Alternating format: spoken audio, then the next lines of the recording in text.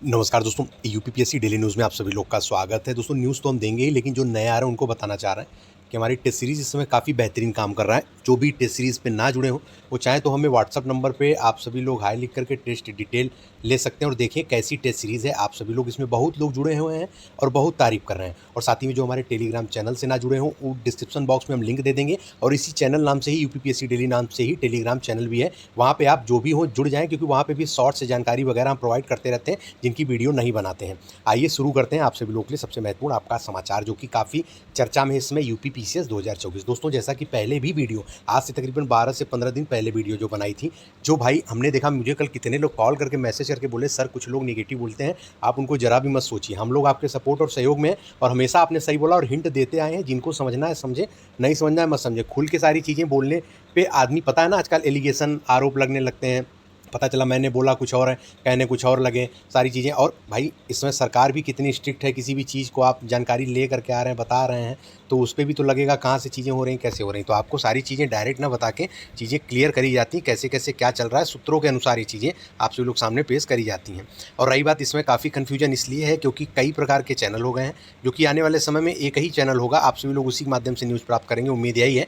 लेकिन अब काफ़ी चैनल हो गए हैं, उन्हीं चैनल के माध्यम से आप सभी लोग को अलग अलग जानकारी प्राप्त हो रही है और उन पे अलग अलग विश्वास करने वाले अपने अपने उनके लोग हैं, इसीलिए चीज़ें कन्फ्यूज हो रही हैं। क्योंकि उन्होंने भी काफ़ी समय, कुछ समय जानकारी सही दी थी, किसकी कॉपी करके दी थी, किसकी नहीं, कौन किसका जान रहा नहीं पता।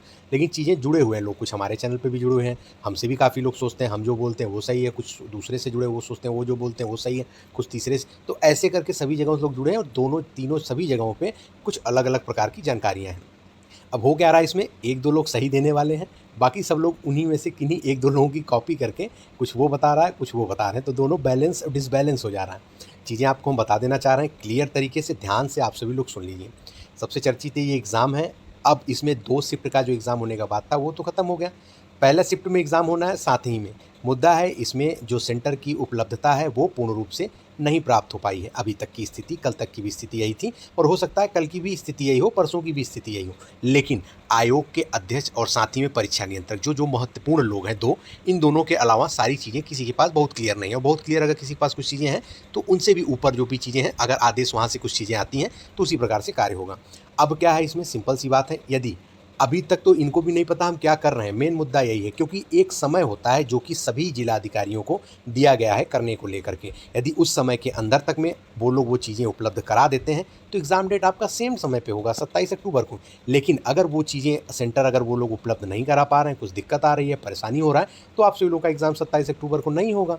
अगर 27 अक्टूबर को होगा तो इसके पीछे कारण यही है कि सेंटर की उपलब्धता हो जाने पे। अगर नहीं होगा तो एग्ज़ाम डेट कब जाने की उम्मीद है, तो आपको बता दें नवंबर में जाने की पूरी सूचना हो सकती है, ठीक है? क्योंकि और बहुत ज़्यादा डिले नहीं होगा, तो नवंबर में 20 के बाद, ठीक है? मतलब आपका, आप मान के चलिए कि लास्ट वाला जो नवंबर का सप्ताह रहेगा पूरा, इसी में आपको डेट की जानकारी हो सकती है, ठीक है?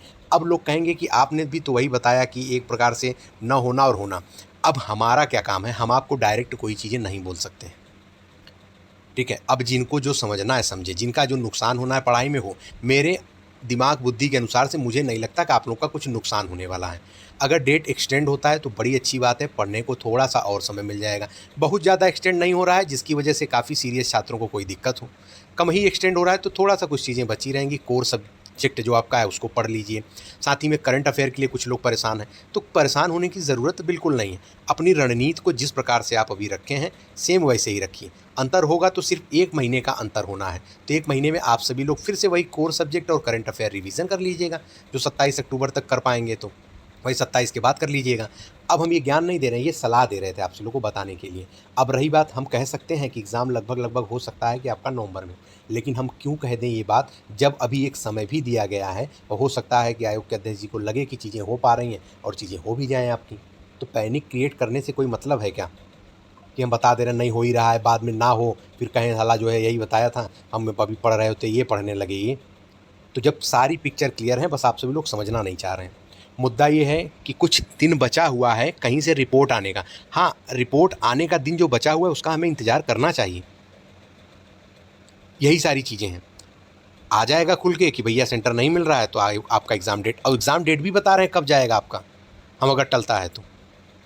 तो भी इतना पैनिक क्रिएट होने की ज़रूरत नहीं। आयोग अपने अनुसार सारी चीज़ें कर लेगा।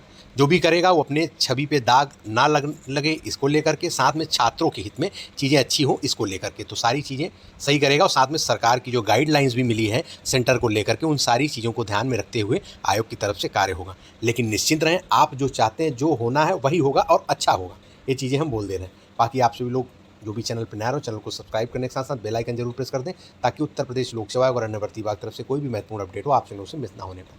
मिलते हैं अगले वीडियो, तब तक के लिए जय हिंद, जय भारत, नमस्कार।